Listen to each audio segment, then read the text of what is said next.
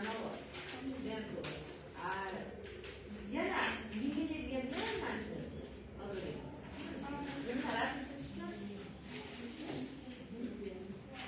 Bizi oshimiz, atlas. ya'ni osh bizni ya'ni O'zbekistonni taomlaridan osh bizni o'zbekligimizni bildirib turadi.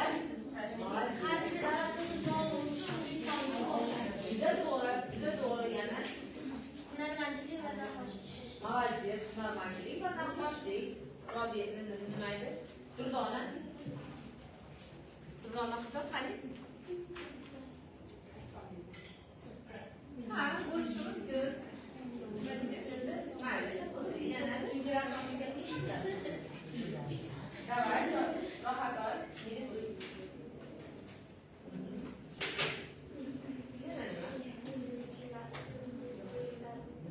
O'yinlarimiz, filmlarimiz, ya'ni tilimiz, familiyalarimiz bor, milliy. Hozir ayniqsa zamonaviy familiyalar chiqib ketdi, lekin o'zimizda eski milliy familiyalarimiz, ismlarimiz va ichaki xizmat ettirganlar. Hozir mana Sabina, masalan, yana nima? Qanaqadir yana anaqa yangicha zamonaviy ismlar chiqdi hozir. Ular zamonaviy o'zimizni milliy, o'zimizni o'zbekona tillarni, ismlarni umuman boshqa. Inson birinchi o'rinda o'zini kimligini,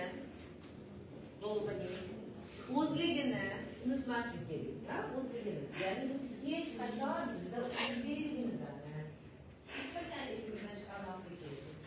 Hattoki biz zamonaviy bo'lib ketganimizda, современный bo'lib yurganimizda ham yoki chet davlatlarda yashayotganimizda ham avvalo biz o'zbek millatlarimizni hech qachon unutmasligimiz kerak.